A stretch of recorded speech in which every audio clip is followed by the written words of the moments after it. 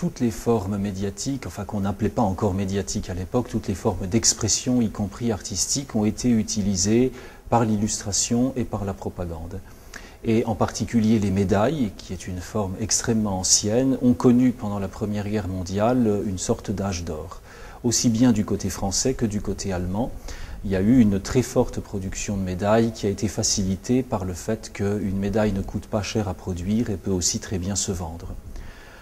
Ce qui est intéressant dans ce domaine, c'est la différence entre les médailles françaises et les médailles allemandes, où les médailles allemandes sont beaucoup plus violentes, beaucoup plus macabres et presque apocalyptiques,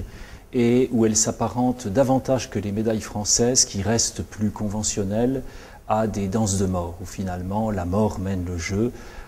dans une tradition qui n'est pas sans rappeler la tradition médiévale des danses de mort allemandes.